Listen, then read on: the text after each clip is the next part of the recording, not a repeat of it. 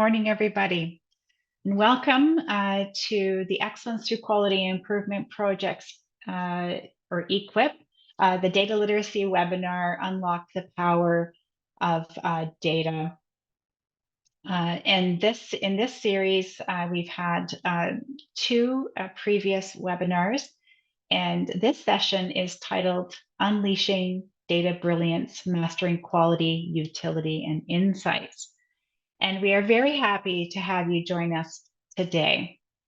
We would like to begin today's webinar with a land acknowledgement that will be delivered by Dawn Redford of CMHA Fort Frances. We begin by acknowledging that we are within Treaty 3 territory and that the land on which we live and work is the traditional territory of the Anishinaabe people and the homeland of the Métis First Nation. As taught by Treaty 3 Ojibwe Elder, when we speak about the land, we recognize that we are the land. The land is all of us, both Indigenous and non-Indigenous. The land is a collection of our history, our current experiences, and our future together. We offer this land acknowledgement in the spirit of reconciliation, recognizing the historical and contemporary impacts of colonialism while committing to working together as Indigenous and non-Indigenous people to build a better future.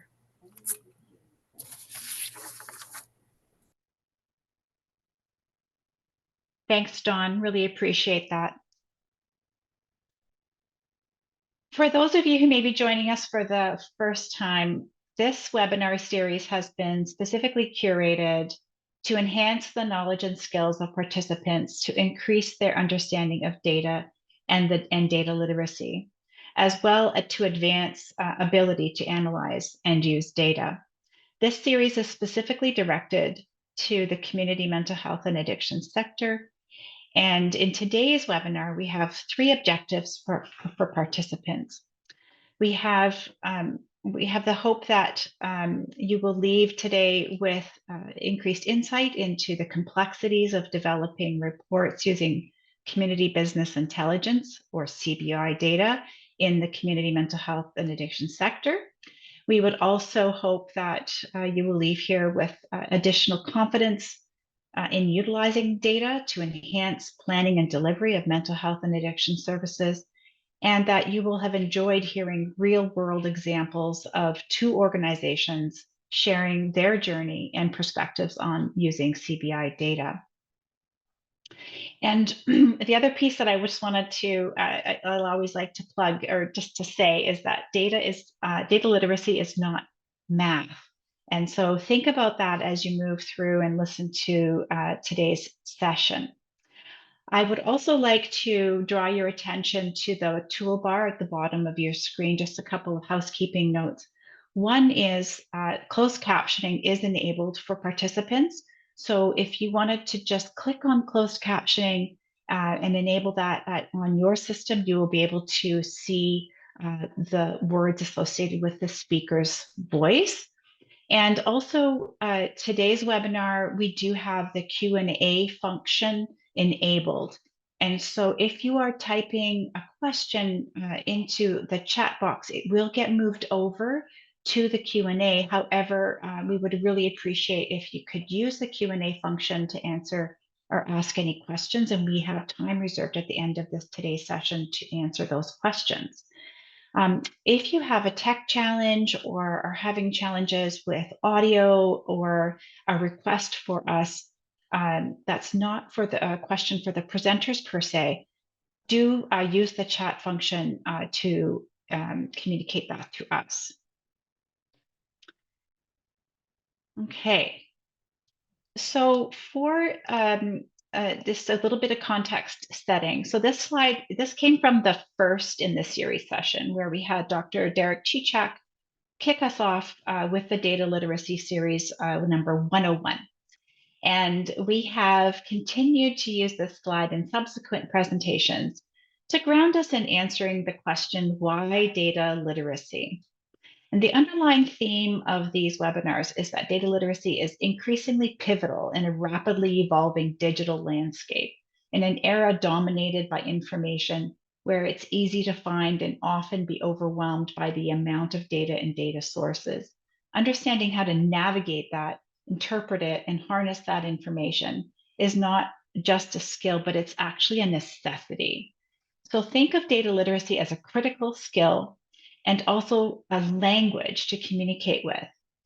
And as more people and organizations use data as a language to communicate with, understanding the basic concepts that are needed to interpret this language becomes increasingly important. And so we want to just focus in on that and remembering that data is power as we move into this series today. And so today we have three speakers joining us. We have Ravi Menezes, who is the Health Data Manager with the Canadian Mental Health Association Ontario Division. He has 15 plus years of experience working with providers and researchers in the hospital and community-based sectors, and much of his focus has been on the development and implementation of evidence-based tools to track service utilization, measure outcomes, and promote access to care. We have also joining us today from CMHA Fort Frances, Dawn Redford, and you heard Dawn just a few slides ago sharing her land acknowledgement from the region of Fort Frances. Dawn serves as the Director of Corporate Development and Finance at CMHA Mental Health, CMHA Fort Frances branch. And Dawn's career in healthcare began as a cytogenetics technologist, where she specialized in analyzing chromosomes for diagnostic testing. However, she later transitioned into finance after obtaining her CPA designation, a move driven by her desire to work closer to home and family.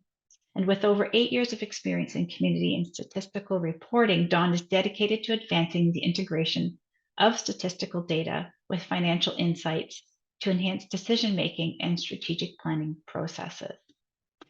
Lawrence Swales is joining us from CMHA Peel Dufferin, and he is currently the Director of Innovation at Canadian Mental Health Association Peel Dufferin, and brings 15 plus years of experience in healthcare from various roles to this position. He's driven by his pursuit to find practical solutions to complex problems and embraces opportunities to use data design thinking, quality and continuous improvement tools and methodologies to inform changes across the organization and in the broader healthcare system. After completing his Master's of Health Administration degree from the University of Toronto, Lawrence has contributed to OHT digital health work and is currently focused on helping Peel Dufferin expand and scale its data and analytics capabilities. So very, very happy to welcome these three individuals into our webinar today. And to kick us off, I would like to invite Ravi Menezes to present on his portion. Thank you, Laura. Hello, everyone. So yes, I'm here representing CMHA Ontario Division.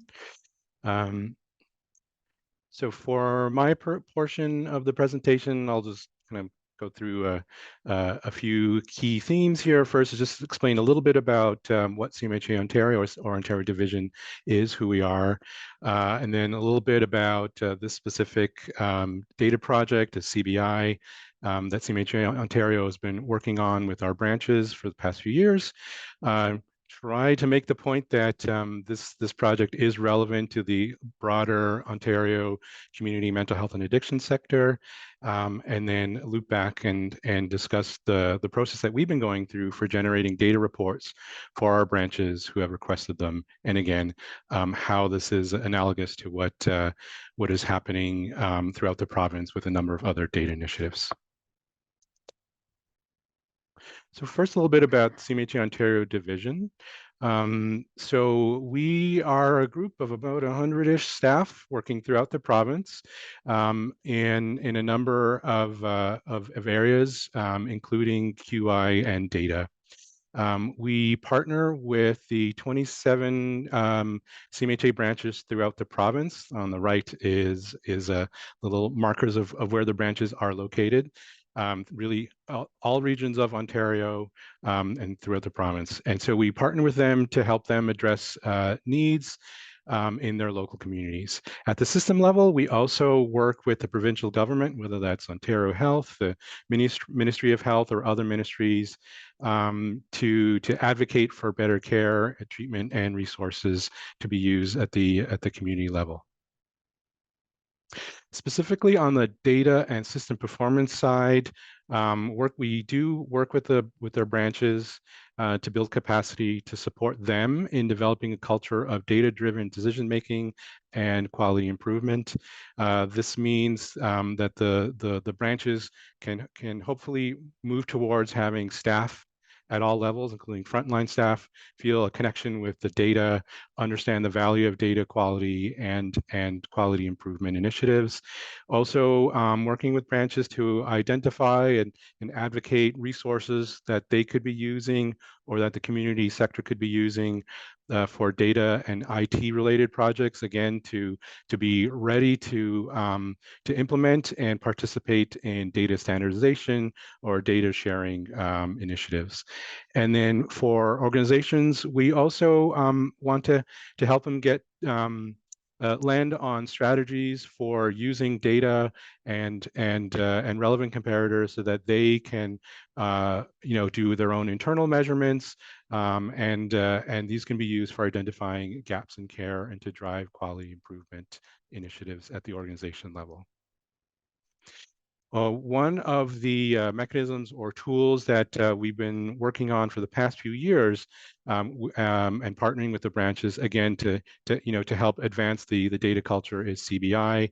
What is CBI? CBI stands for the Community Business Intelligence Project. At its core, it's a decision support tool.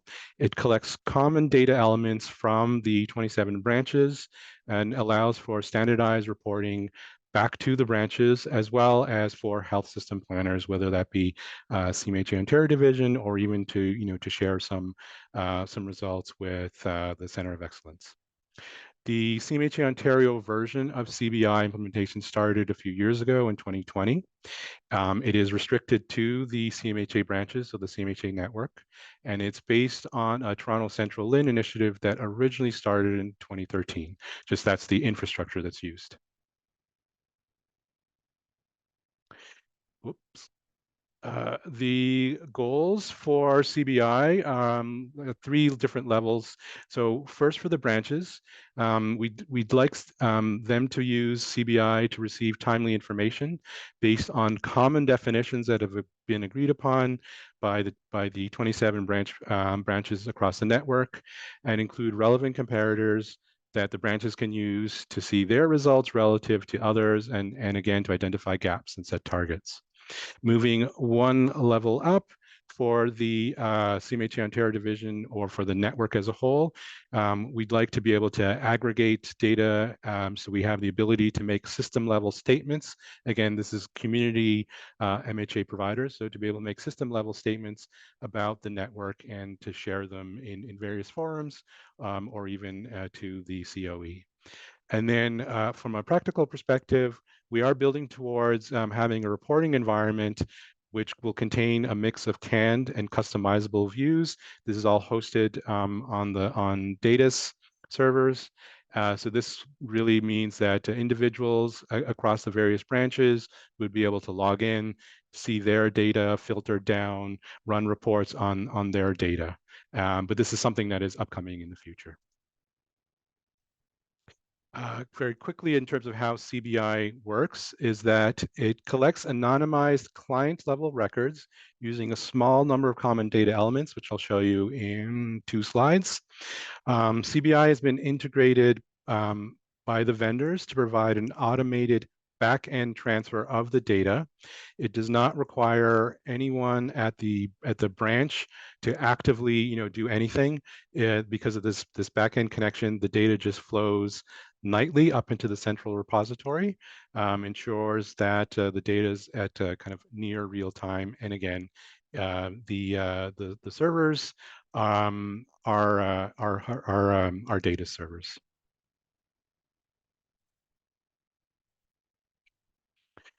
I appreciate that the majority of those present today are not affiliated with a CMHA branch or CMHA Ontario division. And so for those who are wondering, okay, this seems like a cool project, but how does this relate to, to me, my experience, or what my organization is going through? We do feel that the CBI experience is relevant to the community sector. So in the provincial sector, there are a number of standardized data initiatives that are ongoing, various degrees of implementation, various stages of implementation.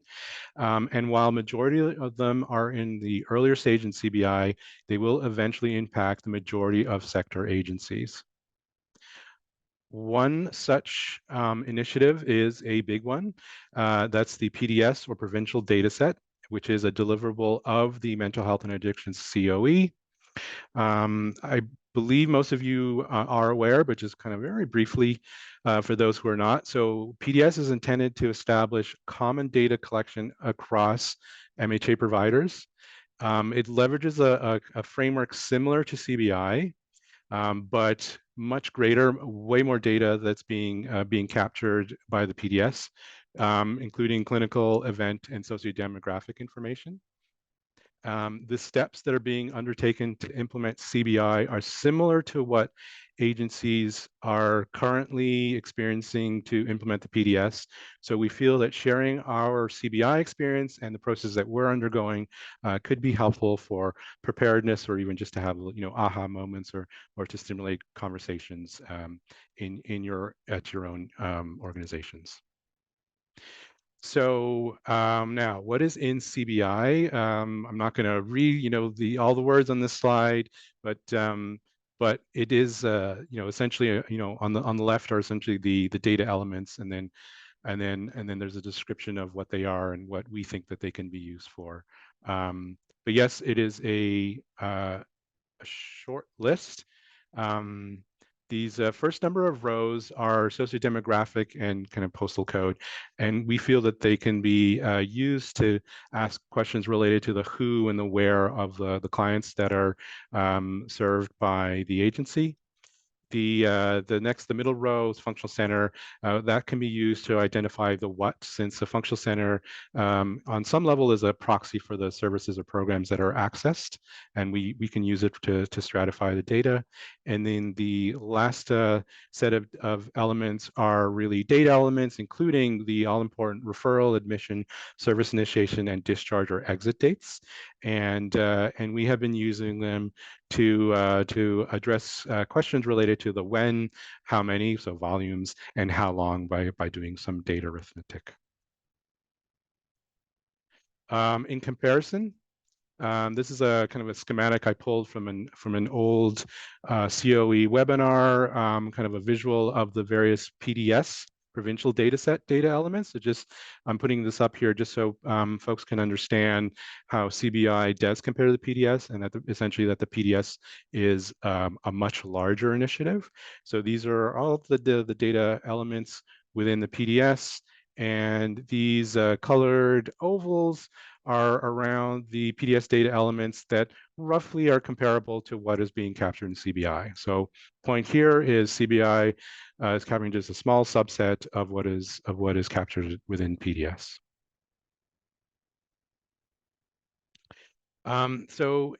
While we are building towards creating, as I mentioned a few slides ago, creating a reporting environment for the branches, they'll be able to log in, they'll be able to run reports, filter, create visuals. Last year, we decided that we did want to start putting branch data in front of the branches themselves, and trying to capture feedback that from them that can be used again to drive the creation or the development of this reporting environment. And I'll just kind of break down kind of quickly here what our process is. So the first is we just put out the ask to all the branches. We said, anyone who is interested in receiving a report summarizing the analysis of your data in CBI and seeing, for example, how does it compare to the larger CMHA network, please shoot us an email, raise your hand, and then we'll get started on that.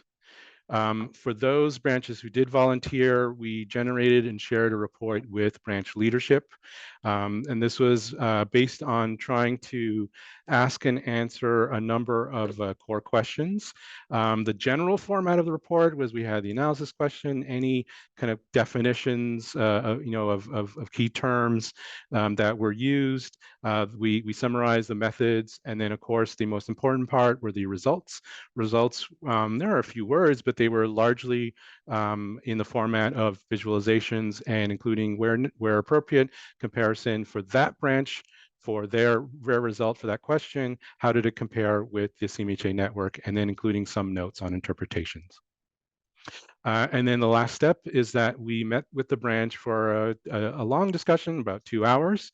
We asked that folks from the branches be present who had roles, responsibilities related to leadership, QI work, or decision support work, so that we could have as wide-ranging a conversation as possible about data and decision making and really what it means. Leading up to the meeting, we passed along, we shared some big picture questions to stimulate conversation. They included things like, what are your favorite analysis in the report? Did the report tell you something you don't already know about your data? Because of course, keep in mind, any data that is in CBI is data that has always been captured at the branch level and is available to the branch if they have the time and capacity to analyze it themselves. But did the report tell you something that you don't already know about your data, about your client base?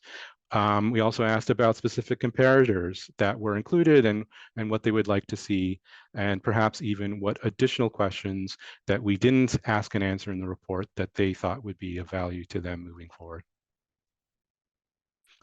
We happen to think that CBI can answer questions about data quality, about the populations that are served by the CMHA branches, again, using the demographic information or the postal code information, telling us a little bit more about who they are and where they're coming from. And then based on the functional center field, and various date fields, the combination, we can look into things like service patterns, utilization, and even wait times.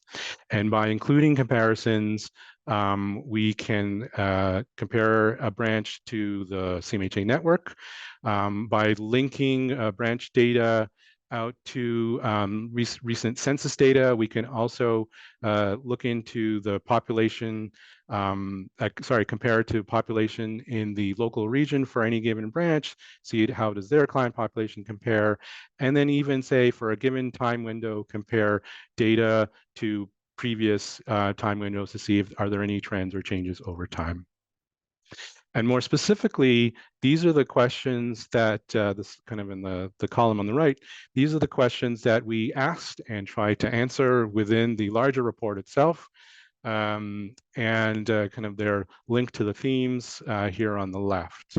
I won't read them all, but I'll essentially say, the first couple of questions, we feel that they get into data quality. So things like completeness, just understanding how, what the percent completeness is for the core data elements, allows us to get into conversations surrounding data quality and processes for capturing and documenting data.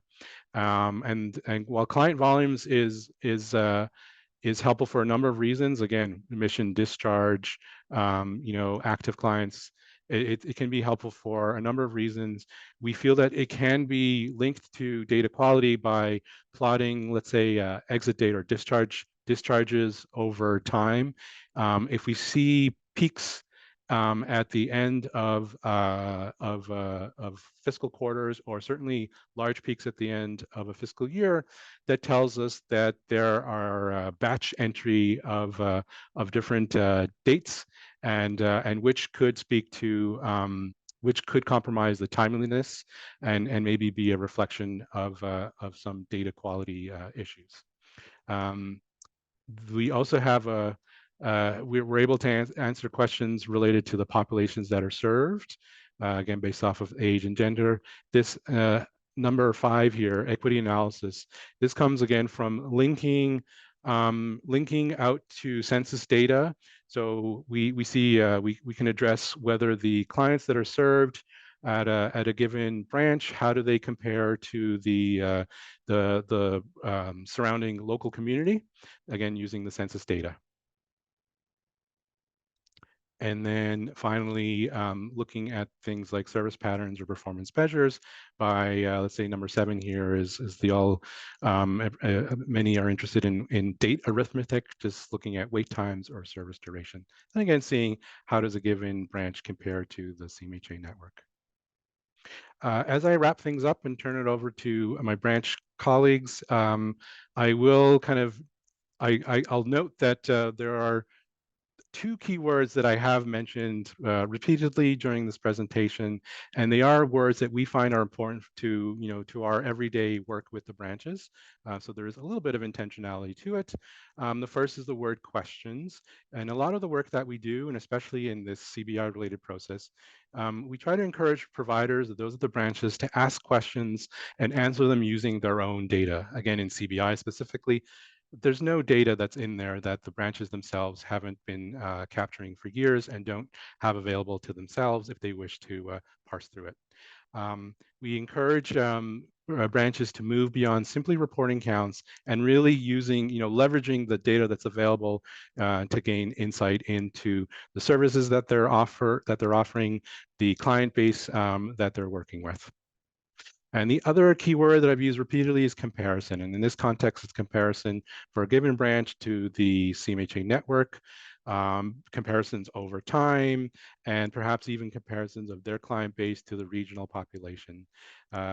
These sorts of comparisons give them insights into benchmarking, perhaps can identify gaps in QI opportunities, and certainly be used for service planning.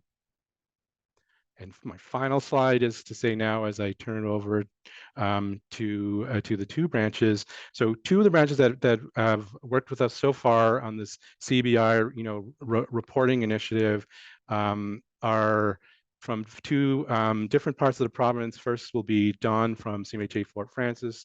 Fort Frances is in the northwest region of the province, and then is Lawrence from CMHA Peel Dufferin, which is located in the greater Toronto area in the south of the province.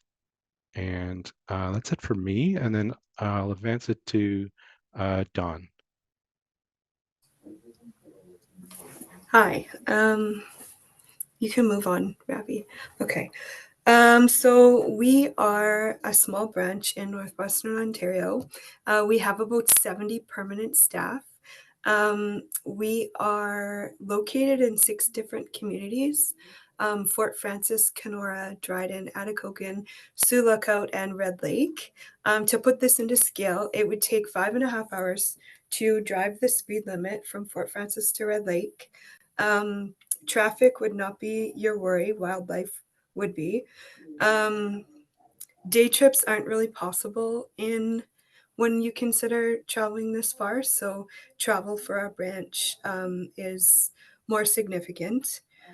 Before the year 2020, our sites actually weren't even connected by a network, so you can imagine the challenges that came with that. We have sites where internet connectivity is less than ideal. We struggle to find talent in our area as the population is so small. And it's often that patients in our area have to travel to receive services because we don't have the service that they need in our area. So we often go to Thunder Bay, which is 4 hours away, or Winnipeg. Services that we provide are peer district mental health services for older adults. We have a safe bed program, crisis, psychogeriatric resource consultants. We have a case management team, housing, court support, and RAM. That's not all inclusive. There are a few more. We do not have a dedicated data management or quality management positions. Actually, we don't even have an IT position. We contract our IT out. We're on the TREAT platform, and we are active participants in both CBI and PDS. So our biggest strength in our data journey so far has been an individual, I'm going to call her a data champion. Her role is to train, or was, she's since retired, was to train new staff members to use the treat system. She shadowed the new staff members until she could certify that they were competent in our treat system. She audited all data for completeness, for errors, and appropriate discharge dates and other things. She monitored caseload by staff member. She was the liaison between vendor and frontline staff. So any issues, any downtime, she would deal with all of that. She was responsible for other administrative functions like a lockbox. She was very ambitious when it came to new pilots. She kept us motivated and ahead of the game by being willing to participate and to volunteer her time to these initiatives. So she started us off on the right foot to be an active participant in both CBI and PDS. So as a branch, we made a commitment to participate in CBI, and overall, it was a very great experience so far. We had to do a bit of work to be able to allow our data to flow, which was highly supported by Ravi and by our vendor. So one of the obstacles we encountered were that our referral dates weren't flowing correctly through the data feed. So Ravi helped us. We discovered that we weren't attaching the referral to the case open encounter. We rectified this, provided training, and promoted and supported the new process. After this, we were on our way. So when Ravi reached out recently to ask us if we wanted to see our report, we jumped to be able to get that opportunity. And just a few little screenshots from the report. We got a snapshot of program by completeness. We could easily and instantly see how thorough our staff were being in filling in all the demographic fields they were required to. It made sense when the fields were empty, so it could have indicated that the program had a transient population higher than the other programs. The second little highlight is that, and it's the second graph with the zigzags, we had a snapshot of each program of our client volumes by program over time. And the graph allowed us to see a history of client volume over time, and we started to be able to have conversations about how we could improve in each of our programs. So that was really helpful for us. We also looked at our turnover rates. This one was a little harder for us to interpret, but it provided us with just some great visuals to be able to start thinking about having the conversations around turnover rates. So that's C at the bottom with the box plots. So it was throughout the process, we got support from CMHA Ontario and vendor support, which we really appreciated. So after CBI, we made a commitment to participate in the public data set reference group as well, which Ravi said it's very similar to CBI, and the data flows nightly into a system that can be used for reporting and benchmarking. To be able to participate, we had to implement a new demographic screen in our system that captured the mandatory fields that the PDS reference group decided were the most important. We worked with our vendor who supported us along the way to make changes. And again, we trained staff and audited for compliance. We are actively participating in the PDS reference group, and we're grateful that we can be a part of it. It has been a collaborative learning experience, and we're excited to be able to provide input into the work. We feel informed and connected to other branches who are also participating. So as a small branch, I want to speak a little bit about our data journey. We are really at the beginning of our journey. We're trying to look at data quality and trust the data we are generating. We continue to strive for improvements in the way we are collecting our data, and we hope to very soon be able to use this data to help drive decisions in our organization. We haven't started using programs like Power BI that allow us to build dashboards and update them in a timely manner.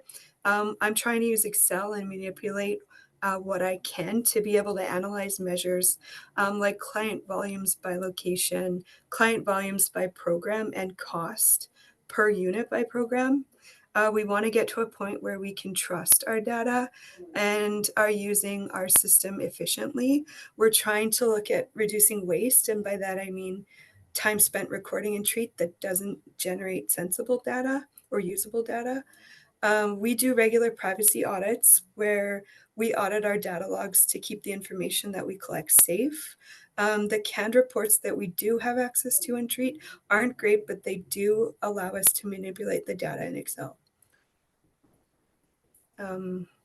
So I have on this slide 6 dimensions of data quality, and data quality by definition is a measure of the data set's condition based on factors such as completeness, consistency, validity, timeliness, integrity, and accuracy. The only reason I put this here is because I wanted to trigger a conversation around, as a frontline staff member, how can I help? So we're briefly going to go through a few of these. Completeness is a measure of the percentage of missing data from a given data set. You want your client records to be complete because of what you're using your data for. Having incomplete data might exclude your entry from the population. So all that hard work you just put into entering your client event might not be counted if you're missing mandatory fields. On the other side, having incomplete data can also give you information about your program. For example, if you have higher transient populations, you might need to figure out how to change your service delivery for these programs. For example, how are we going to get them our satisfaction surveys? And which programs might need more resources, more rides, more connections. Being consistent with the way you enter your data is important. It's important to have consistency across programs. I think it's a great idea to have a data champion in each of these programs that would be responsible for training and elevating the data collection in each of these programs. This is a goal of ours because we want to ensure that as a team, we're recording each client transaction in the same manner. It's also important to think about what, as a team, we might not be capturing. For example, are those 5-minute phone calls being recorded regularly that we have with clients? Or is there other parts of your service delivery that is being missed? Timeliness of data is important as a frontline staff member, to be aware that your organization may be submitting data in some way. So you need to be aware of the cutoffs for finance and for reporting. If your data is submitted after the reports are pulled, the data just won't be in those reports. Other ideas that I have that aren't on the slide for frontline staff members is that it's important to understand what your system is doing when you're entering your client transactions into it. A good idea could be to audit yourself if to make sure that you're not missing entering client transactions that you could be getting credit for. Just knowing how to pull and look at reports is a big win because lots of frontline staff don't know how to do this. Another idea is get involved, especially in smaller branches where the role is shared. The more people in an organization that care for and understand how the data is entered and used, the better. Having everyday discussions with coworkers and data champions helps build capacity across an organization. And lastly, it's important to be able to have open and honest conversations about stats without worrying about unrealistic targets or consequences. As someone who initiates these discussions with staff, I've encountered resistance from team members who fear that I'm seeking to reduce positions or increase workload, which is not my intention. I'm relatively new to this role and eager to learn. My primary motivation is to leverage data collection and analysis to enhance our operational effectiveness and support our team in achieving their goals. That's it for me.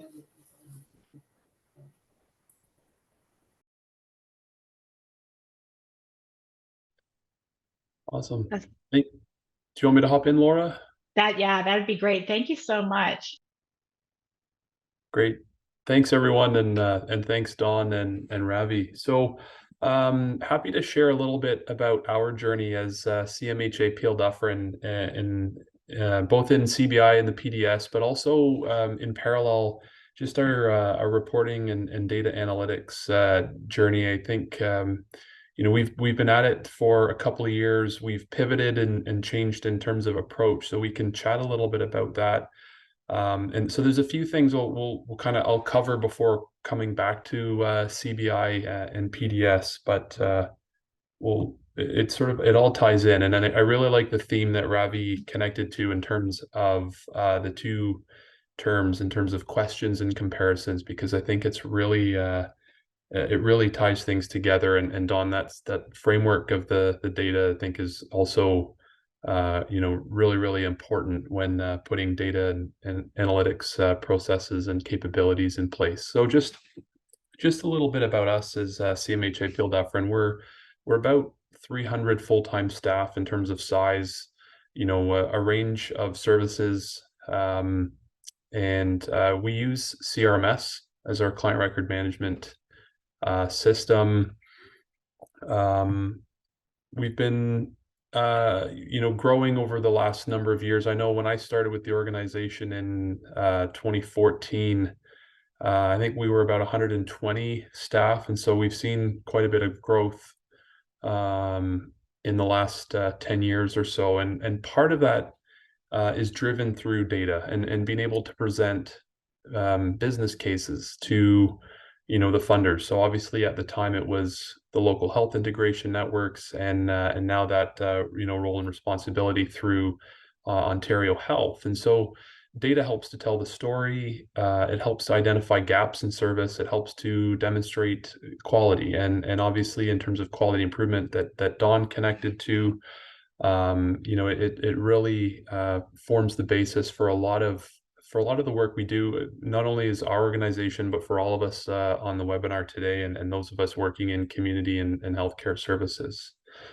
We know we collect a lot of information, but it's really how do we start to leverage that and tell a story and use it for improvement and time back into client services. So just at a big level for us, as we've been working through this, it's been important for us to capture this through our strategy and really just to highlight, part of our values as we move forward in our strategy over the next 4 years is that we're evidence-based.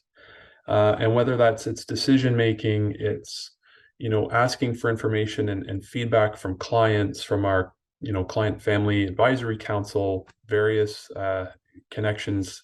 We've got surveys at our reception areas across the organization, and similarly in our diversion, equity, and inclusion strategic theme of using evidence to improve population health and accessibility. And so it's core to what we do across our strategy, and we leverage this as as that starting point and that leverage for making decisions around the work we do. And so coming back to a little bit of what I described in terms of our growth, it's the organization has grown on a whole, which is fantastic, and we're really fortunate. But the way we've arranged our services also brings a different perspective in terms of how we've historically been funded. And I think this is the case for, community mental health and addiction services on a whole, is, looking back even beyond my career, and maybe for many is looking on the left side of the screen here, teams and funding has always been aligned or historically aligned with functional centers, right?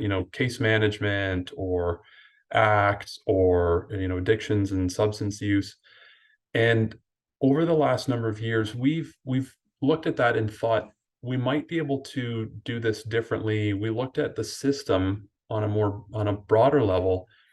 And, back in the days of health links within the LHINs and the LHINs forming care collaboratives, we started to kind of adjust with those system changes. And so we started to organize some of our teams into regional based teams. So it was aligned with those care collaboratives that were within the Central West LHIN boundary in which we operate. In our most recent sort of, reorganization, if you will, we've taken those regionally based teams and gone so far as to look at how do they approach client service from a multidisciplinary perspective. And I think as we continue to navigate the system transformations that are taking place with Ontario health teams and a lot of the regional work, there's also the growing opportunity for more collaboration with system partners. And a lot of that is going to be enabled through data and through initiatives like CBI and PDS. When we look on the right hand of the screen here, our view is also expanding, right? We want to support the clients who are in service. And as we've navigated some of the structural changes of teams and how we've organized ourselves, it's also important for us to think of those who are waiting for service, who we're aware of and waiting for service. And again, in a population health management perspective that I'm sure folks are aware of, it's not just looking at those in service and on the wait list, but what are the needs of those in the community, right? We know that there's so many people who don't access service even though they need it. Part of that is awareness, part of that is stigma, and we can explore all those different topics, but just to give you a bit of senses, this is how we've arranged ourselves. This is how we've supported, and a lot of this has had to do with when we think of data, we think of access, and we think of wait times. We think of having different options, service options. We've done our best that we can with the data that we have, is to start there and ask those questions. So coming back to this and sort of thinking in the topic of data literacy and data understanding, and ultimately, how do we use the data in terms of client services? I think part of the questions that we've asked ourselves is to help give meaning to the data, right? So when we look at CBI, the 11 or 12 elements, it's a little easier to complete those data fields as part of regular course of business, if you will, and of service. I think we started with the PDS work maybe around October of 2022, I think was around that time frame. And it's expanded the amount of information that we want to collect through our intake and referrals. And I think, as maybe a number of us have experienced with any new project around data and collection of information, it starts off sometimes as a way of, well, we need to do this, we want complete data, so let's do it. And what you find is there's not a lot of uptake, or maybe there's a risk that there's going to be less uptake than what your desired goal is. So part of the journey here, where we're finding, is we really need to give meaning. We don't want to collect data because we've just asked people to collect it from clients. We've got to sort of show that value. So why are we collecting it? How are we going to use it? And so there's obviously a number of questions in terms of sociodemographic information. But as we have those conversations with staff and programs, it starts to mean more, right? And through that process, the outcome that we drive towards is greater understanding of what it is and why we're doing it and why it's important. The next piece around our data journey is where we're spending a lot of effort is in the space of transparency. And really what that means for us is reports. We need to put information back into the hands of frontline staff who are collecting it, back into the hands of managers of programs, to let them have a look at it and ask questions. Hey, does this look like the service that I'm providing? Does this seem correct? Is there anything missing? What are your questions? What are your concerns? And this is very much an iterative process. But ultimately, if we put the transparency in place, we bring those reports back in front of people, they'll be able to identify for us where there's gaps or where some of the information is wrong or incomplete. And they have an opportunity to go back into the system, correct that information or fill in missing information, which is going to help drive data quality. And as we build and improve our data quality, we build trust in the data, that we can trust it, we can recognize it, and that gives us the courage, the confidence to start to use the data. And this gets us into the space of quality improvement plans. Ravi mentioned the comparison. There's obviously many ways to do this. We can compare within functional centers. We can compare within our multidisciplinary teams, because they're comprised of staff from different functional centers. So we have the ability to look at this at a regional level. And then ultimately we can ask those questions, we can set those targets around quality improvement, and then work with our teams on those initiatives to drive towards improved client outcomes. So just as a slide to sort of help summarize some of this, right? When we, a little bit deeper dive though, when we're looking at giving meaning to data, we want to ask, what questions are we trying to answer? What decisions are we looking to inform? And so when we hear that information, we've got to ask the question then, well, how are we going to calculate that metric? So just to give you an example, right? We can look at wait times and calculate an average, right? But we know that maybe isn't going to tell us the right story. So is it possible that we might want to say something like, we want 90% of our clients accessing this service to initiate service within X number of days, right? And so we can talk about, why 90% like why 90%, why not 80, why not 100? But wherever we land, let's talk about how we're going to calculate that metric. Who's in scope for measurement? Who's out of scope for measurement? How do we generate the analysis? Where is the data, right? We collect it through CBI, through PDS, through our clinical services assessments and whatnot. Where is it stored? What do we need? How do we access it, right? In giving transparency to data and improving quality, as I mentioned, this is now about putting reports together and putting it in front of our staff and our managers. Give them the opportunity to shout at us and say, hey, this doesn't look right, something's missing, right? And as I mentioned, they can go back into their data and help to improve the quality, right? And coming back to now using the data, well, do we have the confidence to answer those questions that we set out in step 1? Are we able to inform those in step 2? And so we've got the opportunity to measure, have we made an improvement over time? Have we impacted something else that we didn't intend to, right? And this is the work, obviously, through quality improvement plans, PDSA cycles, lean projects. Don referenced that as well, right? We don't want to be necessarily working longer hours and harder, but how do we create value within the same working day?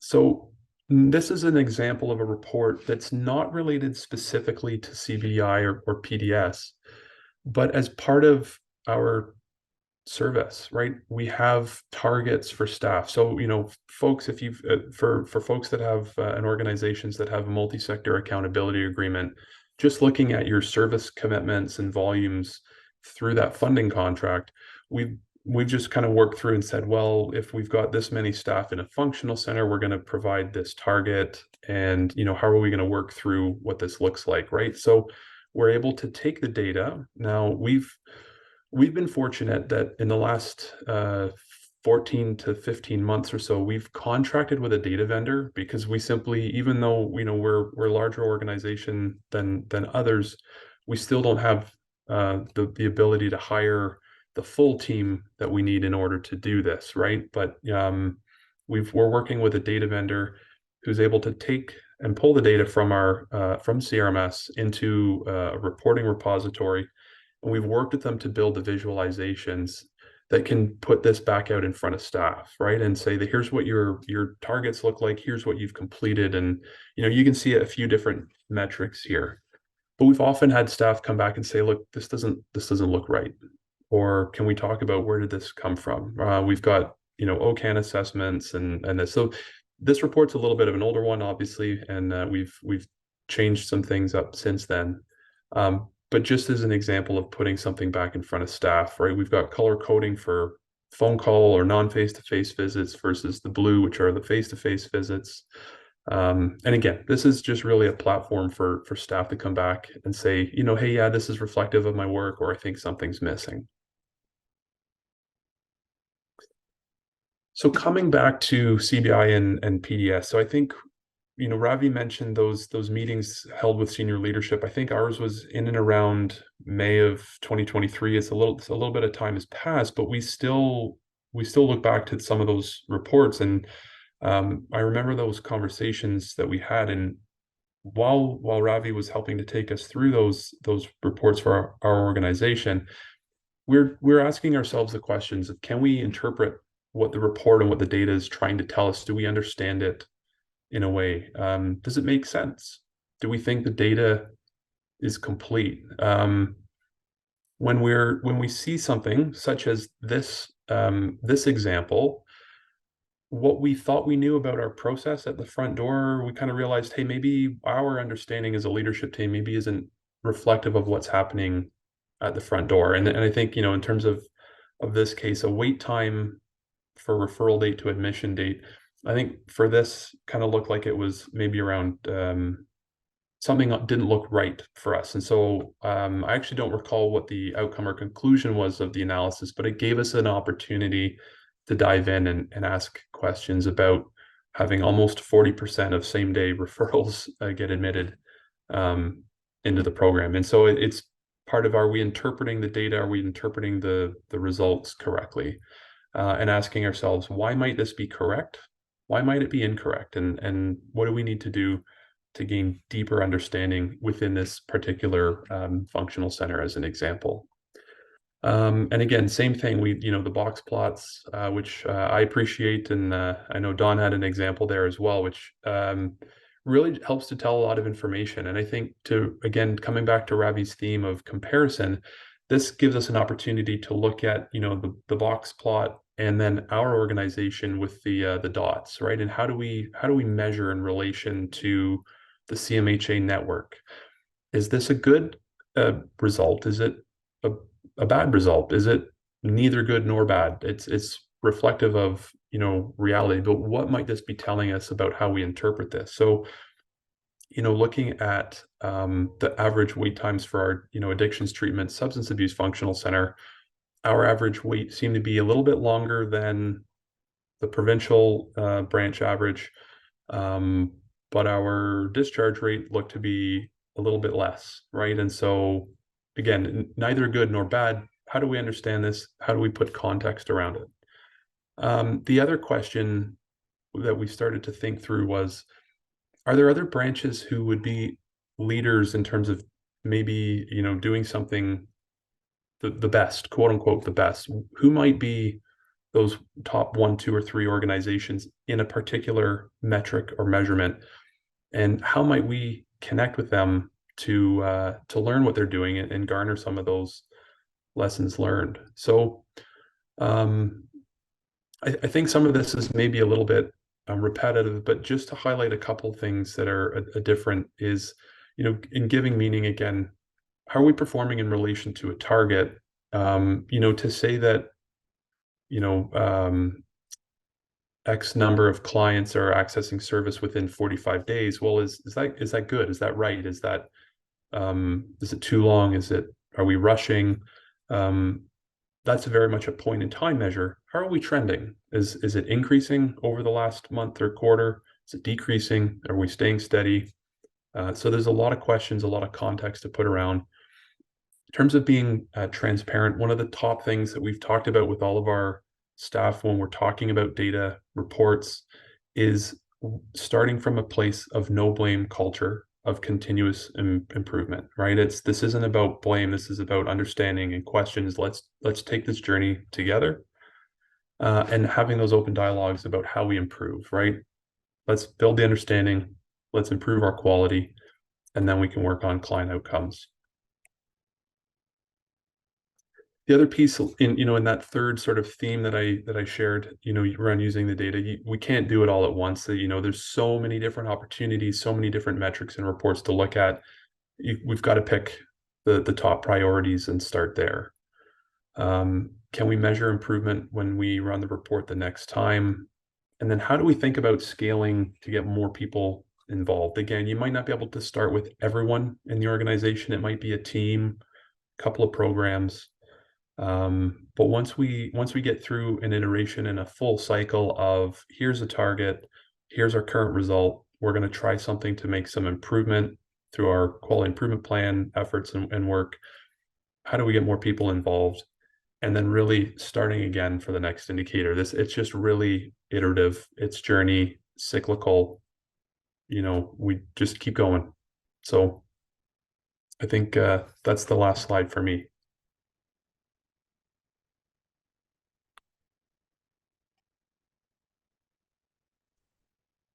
That's great. Thank you very much, Lawrence and Dawn and Robbie. We're going to move into the Q&A portion and discussion portion of today's session.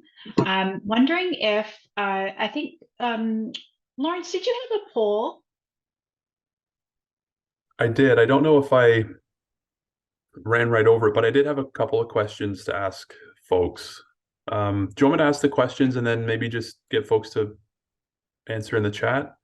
Yeah, let's do that first, and then we'll move into the Q&A portion of today. So I think for me, the first question was to ask the group, what percentage of managers or of your management team use data or information on a regular basis to inform their decisions? And maybe if you want to just put an estimation of, a percentage of time, or if you had to make a best guess, how frequent, how often do folks on your management team use data when making decision making as a way of it being information informed? That's great. I think Olivia is going to launch that poll right now. Lawrence? Oh, excellent.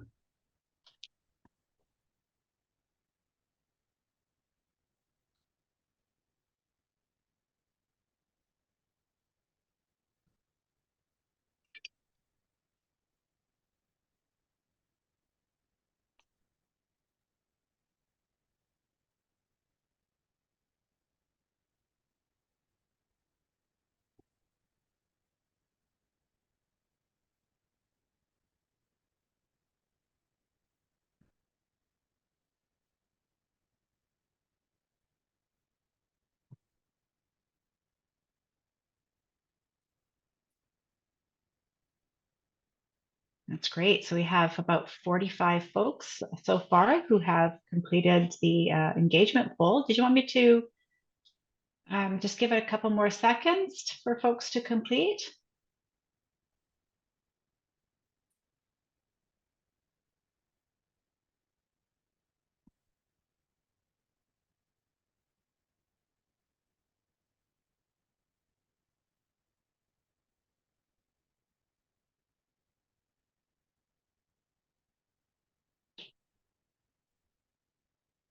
Okay.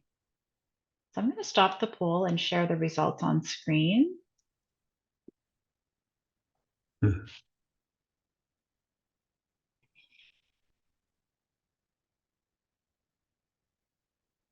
Any reflections on that, Lawrence?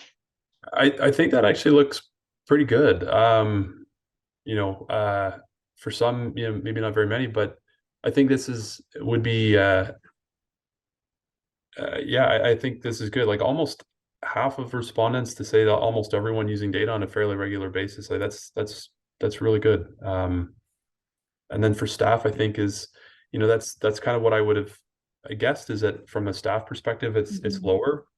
But I think as we all continue down a data journey and putting reports in the hands of staff, I think that number will rise pretty quickly as well. So no, this is great. Okay, that's great. Thanks for that poll and engaging the audience in that. As we move into the Q&A, just a reminder, folks are welcome to put their questions into the Q&A chat. Noshaba, I know that you have a couple questions that you've noted in there, wondering if you wanted to facilitate that. Yep, happy to do that, Laura. Thank you. I'm just wondering if we should take the slides down and bring the panel members back so everyone can be seen as they answer the questions. That would be great.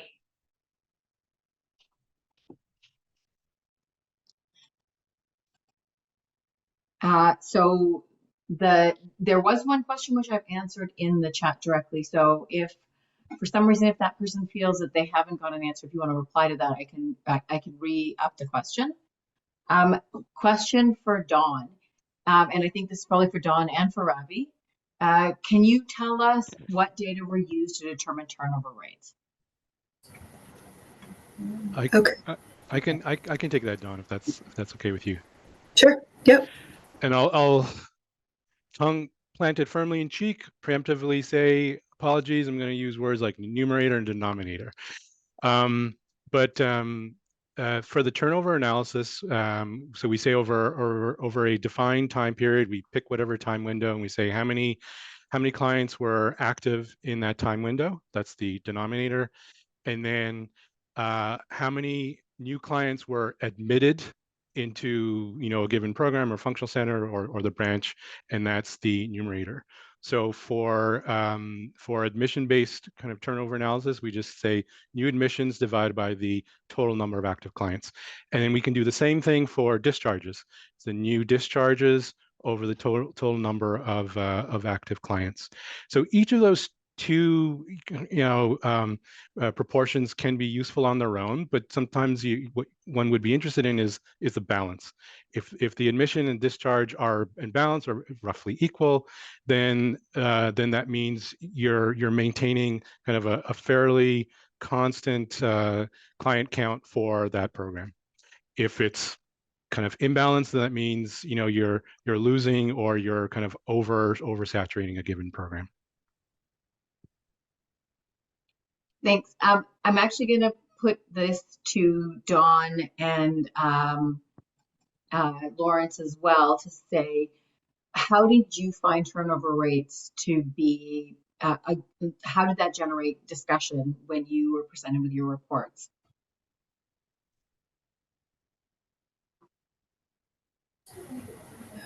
So ours were a bit all over the map, depending on programs, and it kind of made us question our data quality for that. So I don't have a lot to say about turnover rates, but some of our programs were in line with the rest of the network, but we have some we need to do some bigger dives into, for sure.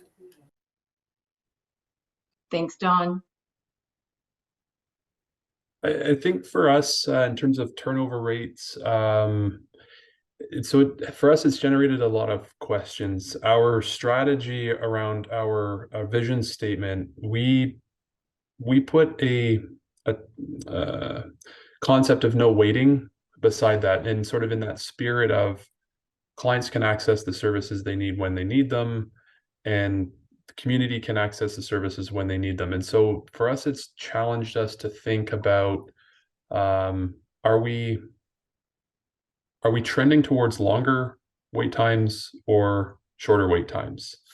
We had been worried about wait times in the past. Things seemingly were long. And so part of the structuring, like the question for us is, what could we do differently when we're looking at structuring our teams to make more services available at the front door, if you will? And so what part of our regional into multidisciplinary teams, what that meant for us was, when we thought about how might we approach this differently, we have a number of roles, or a role on the team that we call immediate intervention specialist. And what it allows that person to do is support the client at the front door, either to get connected to longer term services, or they can provide, single session counseling or, other single task type of support.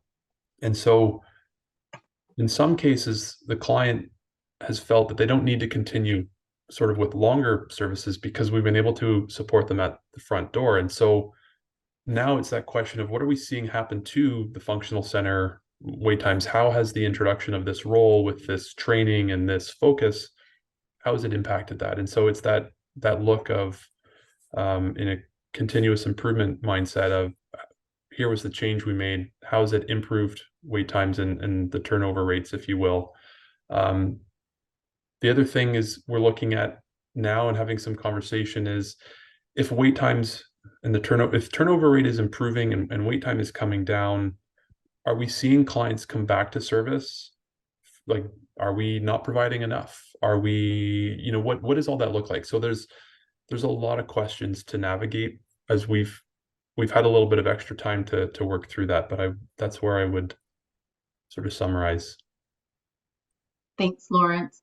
And I'm just going to add, I think, remember, any one indicator on its own is not going to tell you, it's going to be the beginning of a story. So when you combine turnover rates with, for example, your wait list, or perhaps like your volumes, and be able to see again, like, are you moving people through programs effectively and efficiently? How is that affecting your turnover rates?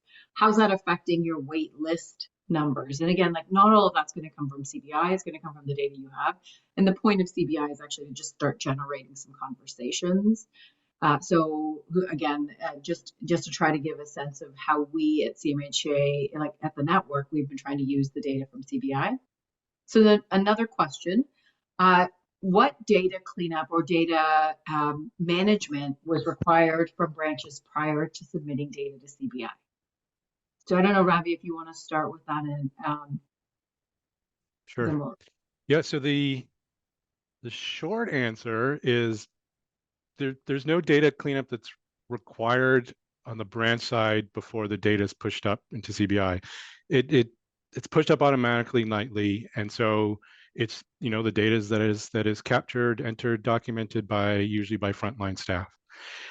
But something that we, you know, became apparent after having a few of these meetings with the branches is that, you know, when there were conversations about maybe data, you know, various elements of data quality, that on the branch side there was some crosstalk about, is there something we, meaning, you know, not CMHA Ontario, but the branch, there's something we can do to increase the completeness for, you know, this 1 or 2 or 3 fields. There's something we can do to encourage staff to be a little bit more timely in entering, you know, the data, because some of the results were indicating that, yeah, there's opportunities for improvement. And what we are not aware of at CMHA Ontario is the kind of conversation that took place, you know, after the meeting ended, and whether this, you know, led to any further internal about, oh, you know, is there a QI opportunity, or let's you know, pull this team together. And so that's something that maybe, you know, Don or Lawrence can speak to about any kind of cleanup or data quality conversations that took place after the fact, as that came about because of the CBI discussion that you had with us. So can I actually ask Lawrence and Don to maybe talk about how some of the reports that were provided to your branch actually resulted in potential improvement? Don, you talked about it a little bit in your presentation, but how did this affect your review of data quality?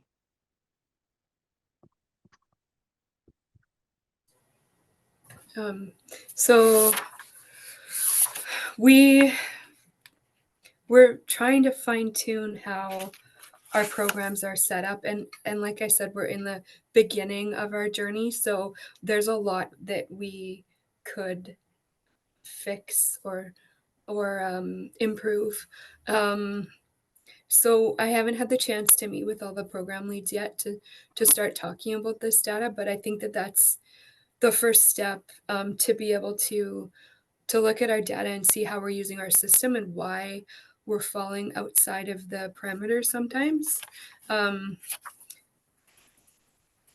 just talking about the turnover rate slides, but there's a lot in the report that we still need to consider. Don? And I think similarly for us is, you know, looking at certain like mandatory fields where if staff haven't collected it from the client, are they entering in sort of a general response to it, right? Like no information, or NA, or zeros, or right. So it's sort of, it appears as though it's been completed, but it's from a data integrity perspective, it's not really where we need it to be. So there's been a lot of questions, and even to the point, it's, you know, we're putting a data strategy together, and data quality being one of those, you know, strategic pillars of the data strategy around completeness, validity, integrity of the data. So it's going to be an ongoing effort for us. Thanks, Lawrence. And I would just like to add that with CBI or with even the PDS, as Ravi said, the data are getting pushed directly. So the integration of your client management system data into these data tools is automatic and happening at the back end.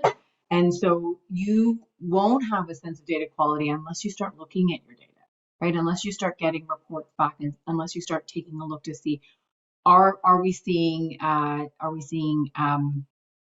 patterns that we were not expecting, or we're seeing gaps in data.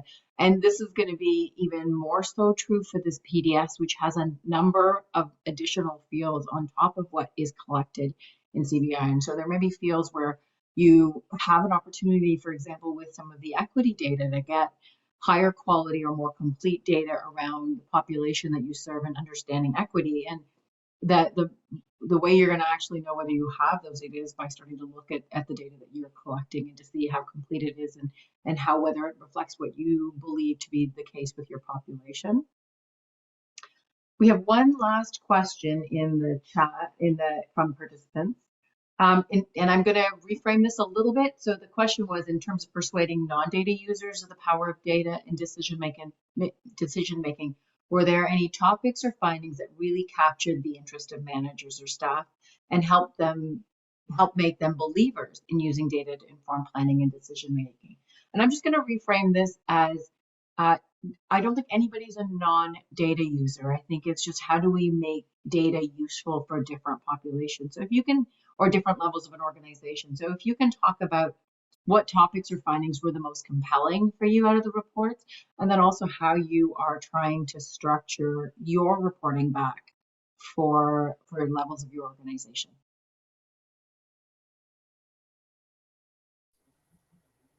I'll go first.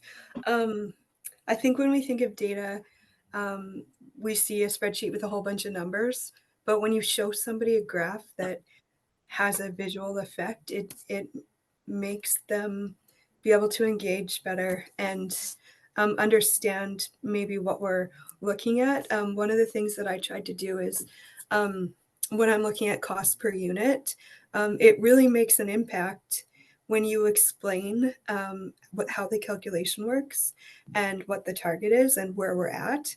I just find just looking at data and maybe if you look at just a raw spreadsheet, it's just not very helpful.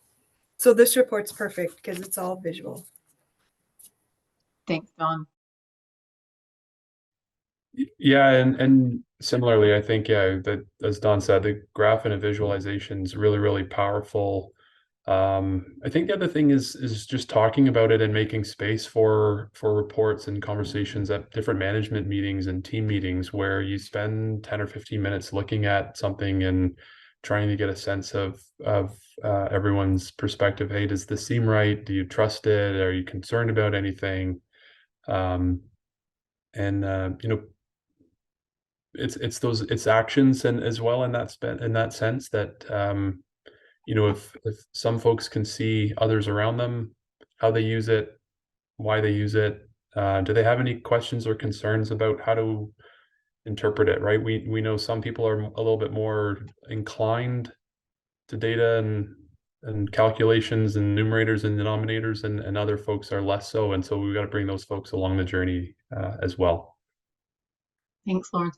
And I'll just add that one of the things that we've seen as a result of having just a bit more access to data, a bit more use of data, as data becomes more the thing everyone is trying to get at, that at our network meetings, which are our leadership meetings across our CMHA network, we've seen an increasing focus on data and having comparators. And so that, like I think Lawrence mentioned this during his presentation, the comparators piece is actually really, really powerful, because what it allows our network to do is to see where there's variation, what the variability looks like across our branches, but also where they are compared to the network and what are the opportunities.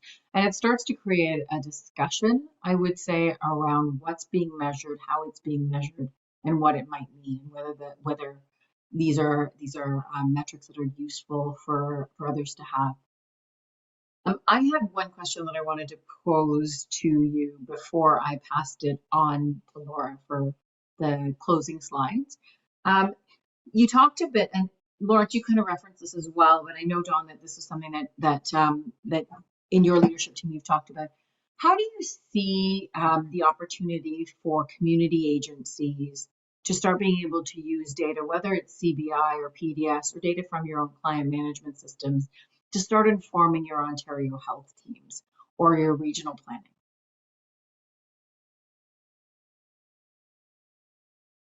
I think my suggestion and where we're kind of coming back to is starting small, and you just have to focus on, you know, 2 or 3 like tops, right? Like that's because it can be very big when you think of, you know, building understanding and trust and data quality. Like it, you know, one item, it becomes like big. And I think, you know, so trying to start small there, what's the one thing that we're working on with our health system partners? And I know obviously the OHT is trying to drive that through, you know, the collaborative quality improvement plans.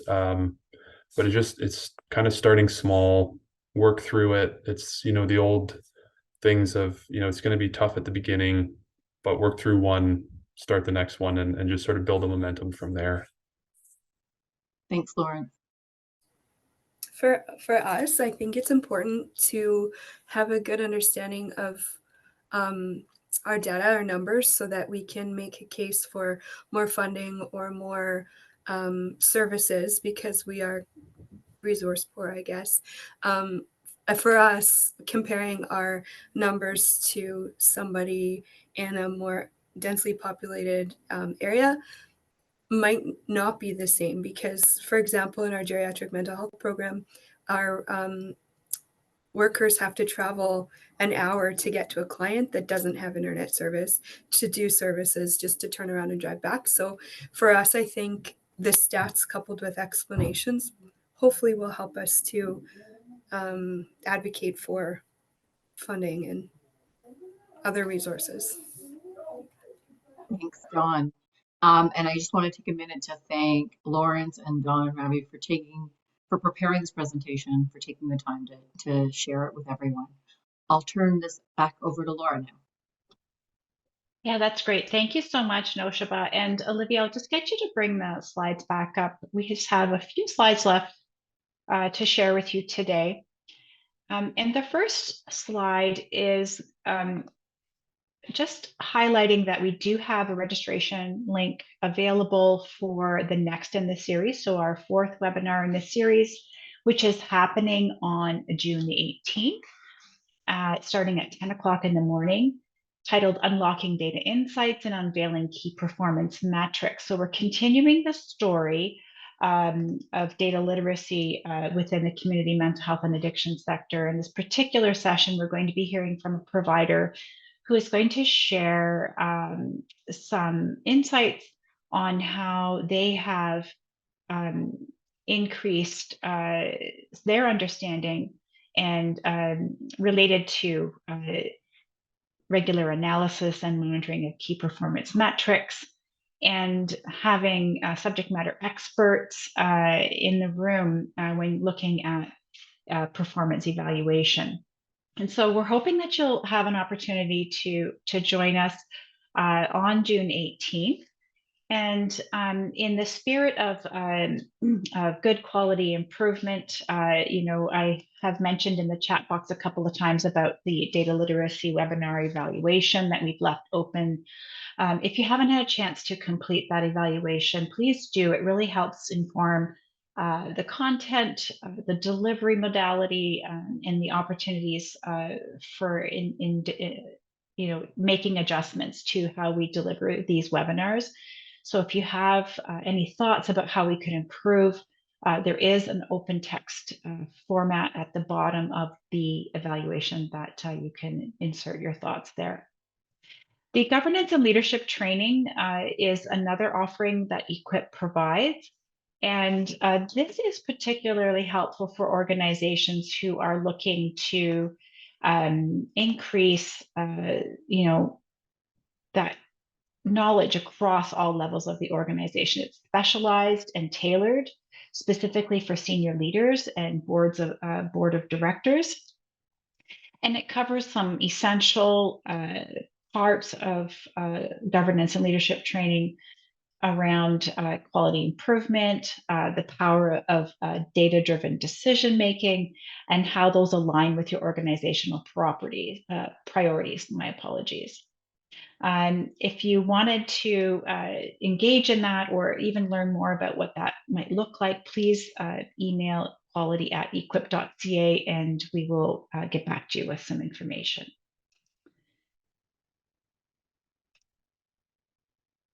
The other thing that we like to highlight and remind folks of is the self-guided curriculum-based training that is offered as an e-course on the model for improvement. It incorporates a variety of learning tools, including a mental health and addiction-based case study that we build on throughout the training. There's videos, learning activities, knowledge checks, a workbook with all of the tools is also available. And it takes about 8 to 12 hours to complete. It is available in both French and English, and it is free. So please take an opportunity to share that link with others in your organization who might be new to quality improvement, or other organizations that you work with and are engaging in quality improvement, collaborative quality improvement activity. They may benefit from these modules. And so a huge thank you to everybody for joining us today. Our presenters were fantastic. We hope that you found this to be engaging, and we look forward to seeing you on June 18th. And don't hesitate to reach out. We're here to help.